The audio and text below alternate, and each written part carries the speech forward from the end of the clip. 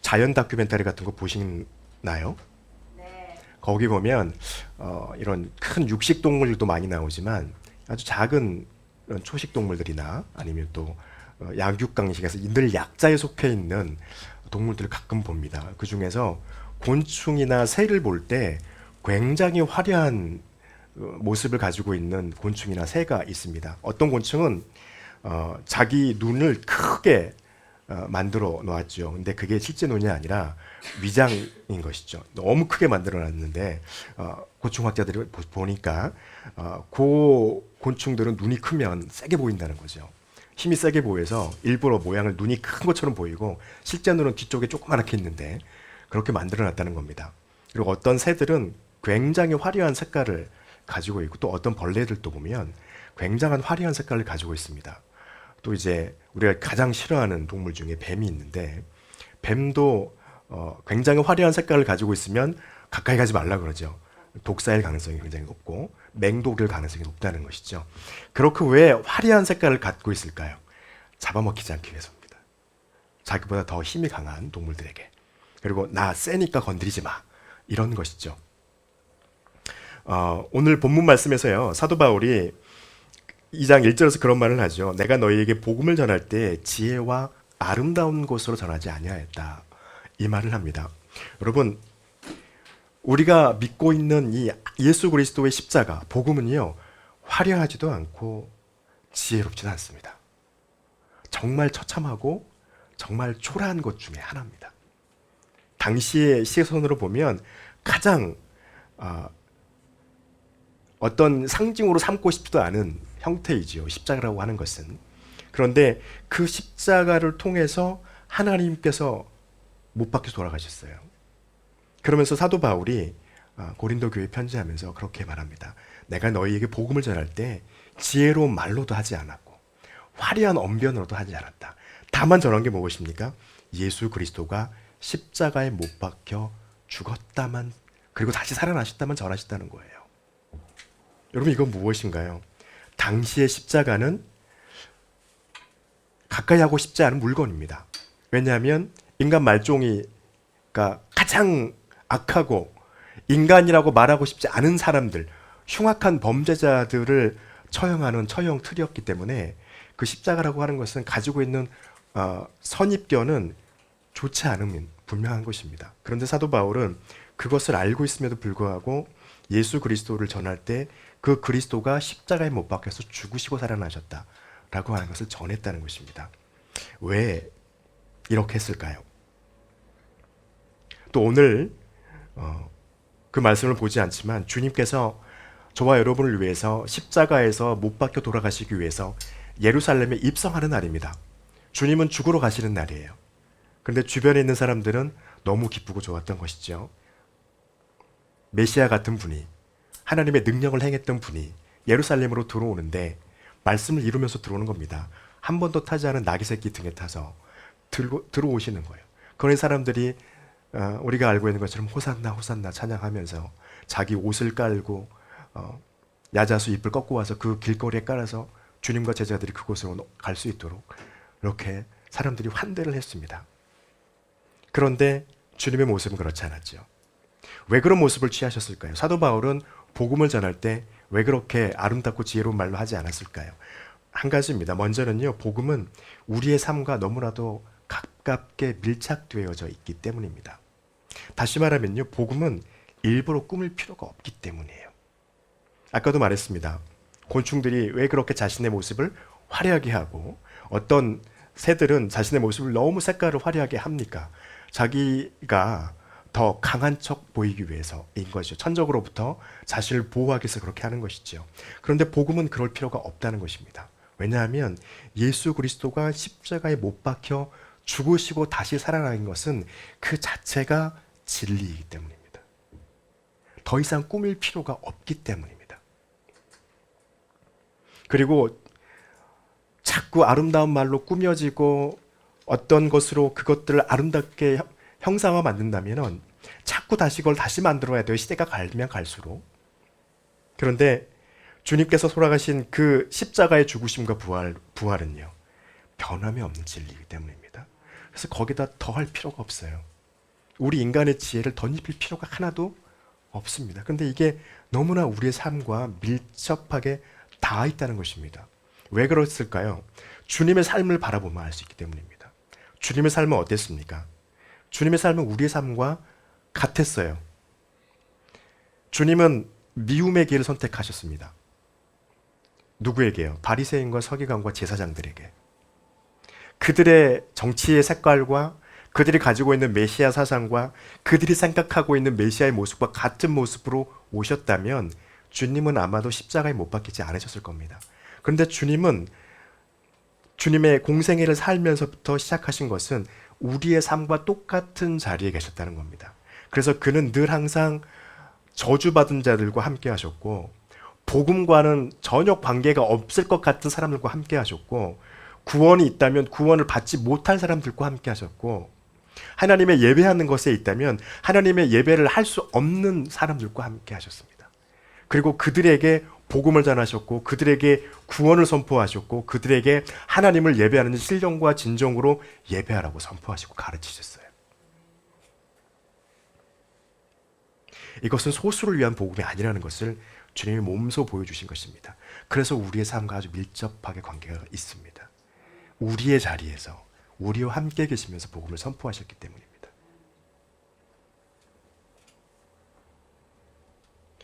그리고 복음이 화려하지 않은 이유는요, 예수 그리스도와 못 박히신 십자가 때문입니다.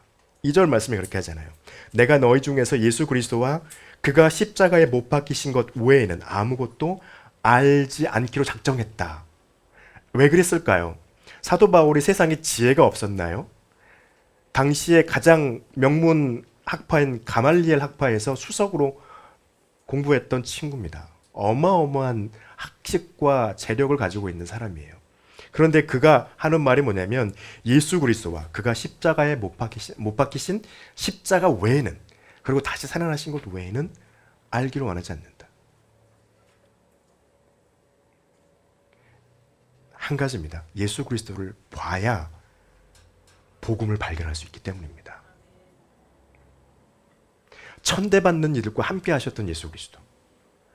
당시 예배하는 자리에 참여하기도 힘들었고 구원이 없을 거라고 말했던 여성들, 어린아이들, 또 이방인들, 율법적으로 바리새인들이 정죄해서 정결하지 못하다고 했던 그러한 사람들을 다 주님께서 말씀하시길 너희가 하나님을 예배할 수 있는 자들이고 너희가 하나님의 자녀요 하나님의 구원받을 자들이다라고 선포하셨기 때문입니다. 그리고 하신 것이 무엇이었습니까? 하나님의 뜻을 알려주셨어요. 우리는 복음서를 통해서 주님이 알려주신 그 너무나도 고귀한 뜻을 너무나 잘 압니다. 그러면서 주님이 말씀하셨죠. 만일 내가 행하는 이 일이, 그러면서 기적도 많이 행하셨으니까 이 모든 일이 아버지의 뜻이 아니고 내가 원하는 뜻으로 행한 것이거든 나를 믿지 마라. 그런데 내가 말하는 것을 가지고 내 말을 못 믿겠거든 내가 행하는 것을 보고 그것이라도 믿어라. 그러면 그것을 행한 믿음을 그 행한 것을 통해서 행한 하나님을 발견되어진다면 너희가 하나님을 알게 될 것이니까. 요한복음 10장에 있는 말씀이시죠. 그렇게 말씀하세요. 하나님 예수님은요 전체 삶을 통하여서 그것을 전하셨습니다. 그리고 하신 것이 십자가에 못 박히시는 것이었어요. 그래서 사도 바울도 그렇게 말하는 겁니다. 예수 그리스도와 그가 못 박히신 십자가 그리고 그의 다시 부활하신 부활을 외에는 다른 것을 알고 싶지 않다. 예수 그리스도를 보는 이유는 또 한 가지가 있죠. 주님도 두려우셨기 때문입니다. 우리 너무 잘 압니다. 그래서 주님도 그 두려움 때문에 예루살렘에 올라가시고 난 다음에 마태복음 26장에 있는 말씀이고요. 겟세마네라고 하는 동산에 가서 밤이 새도록 기도하실 때 그가 하셨던 기도는 무엇입니까? 내가 심히 고민하여 죽게 되었다 고백하면서 하나님 앞에 기도하죠. 하나님, 이 잔이 내게서 옮겨갈 수만 있다면 옮겨주십시오. 그렇게 기도해요. 두 번째 나가서 기도할 때 이렇게 말합니다. 하나님, 혹시 이 잔이 내가 마시지 않더라도 옮겨갈 수 있다면 이렇게 기도하세요. 그러면서 하시는 것이 내가 마시지 않고 이 잔이 내게서 지나갈 수 없거든 나로 이 잔을 마시게 하십시오. 우리가 잘 아는 말씀이죠. 나의 원대로 마옵시고 아버지의 뜻대로 이루어지기를 원하나이다. 주님이 그렇게 하셨습니다. 여러분, 주님이 이 두려움을 왜 굳이 나타내시고 이기셨습니까? 저와 여러분을 위함입니다. 저와 여러분도 두렵거든요. 우리가 주님을 믿고 세상 가운데 살아가고 있지만 세상 앞에서 그 믿음 때문에 하나님 때문에 예수님 때문에 역경과 두려움이 안 오면 좋을 텐데 꼭 오거든요. 그리고서 그 역경과 두려움을 넘어갈 때 우리를 조롱하는 이들이 많거든요. 주님이 다 해준다며 이겨낼 수 있게 하시는 겁니다. 그 두려움을. 그리고 이것 때문에 무엇이 됐습니까? 혐오의 상징이던 십자가가 구원의 상징으로 바뀌었습니다. 생각해봐요. 하필이면 주님께서 왜 십자가를 선택을 하셨을까? 다른 처형 방법도 많으셨을 텐데 왜 하필이면 십자가일까? 그리고 우리의 생각에 혐오의 대상에 십자가에 달려서 죽는 사람은 구원 못 받을 거라고 생각할 거예요. 정말 악한 사람이 죽음을 맞이했어요. 저 사람은 구원 받았을까? 그런데 주님은 이 혐오의 대상인 십자가를 구원의 대상으로 바꾸신 이유는요. 그 십자가를 통해서 구원받지 못할 자가 다른 사람도 없을 것임을 선포하고 있는 것입니다. 십자가를 의지하고 예수 그리스도를 의지하고 그분을 의지하고 믿는 사람은 다른 사람도 구원에서 배제되지 않을 거라고 주님이 우리에게 말씀하고 계시는 것입니다. 그리고 우리는 기억해야 합니다. 주님이 매달리신 그 골고다, 십자가가 섰던 그 골고다는 예루살렘에 있는 골고다 언덕이 아니에요. 실제로 그곳이지만 사도 바울은 고린도전서에서 그렇게 히브리서에서 9장에서 그렇게 말합니다. 그곳은 사람의 손으로 지은 성소가 아니요 창조로 지은 성소가 아니요 하나님이 계신 성소라고 말하고 있습니다. 이것은요 우리에게 강력한 의지가 되는 말씀이에요. 흔들리지 않을 거라는 거예요. 왜요? 주님께서 십자가에서 못 박혀서 돌아가신 그 희생제사는 지금 하나님의 성전, 변하지 않는 곳에서 가치 없고 능력 없고 그것을 뒤집을 수 없는 사람이 아닌 죄 없으신 정결하신 하나님이신 예수 그리스도가 제물로 자기 피를 쏟으신 곳이기 때문입니다. 변하지 않는 제사를 드리셨어요. 그것도 단 한 번에. 히브리서 9장 26절에 단번에 제물로 드려서 죄가 없게 하시고 라고 말씀하세요. 이것은 무엇입니까? 단 한 번의 제사로 모든 사람 구원받을 이들의 죄를 정결하게 하셨다는 것입니다. 그래서 우리는요 예수 그리스도와 거기에 못 박히신 십자가를 바라봐야 합니다. 이렇게 한 것은 다른 게 아닙니다. 5절 말씀에 너무나 귀한 말씀을 하는데 너희 믿음이 사람의 지혜에 있지 아니하고 다만 하나님의 능력에 있게 하려 하였노라. 왜 하나님의 능력에 믿음이 있게 했을까요? 그래야 믿음이 흔들리지 않기 때문입니다. 믿음이 사람의 지혜에 있으면요 믿음은 자동적으로 흔들릴 수밖에 없습니다.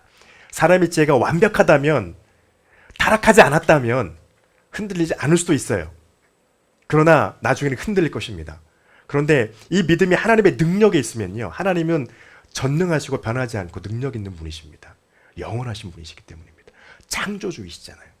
그분의 능력에 믿음이 의지되면요 믿음은 절대로 흔들리지 않습니다. 우리의 마음은 가끔씩 흔들릴 수 있겠죠. 그러나 우리가 믿는 믿음은 흔들리지 않아요.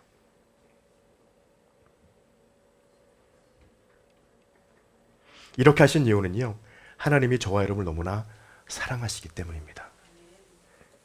그래서 예수 그리스도의 십자가를 의지하고 믿는 그 믿음이 흔들리지 않고 영원하고 변함없게 만드셨다는 것입니다. 그리고 이것을 주님은 우리에게 말씀하시잖아요. 반석 위에 세운 집이에요. 반석 위에 세운 집은 무너지지 않을 것이니까요. 이것을 우리가 어떻게 알 수 있습니까?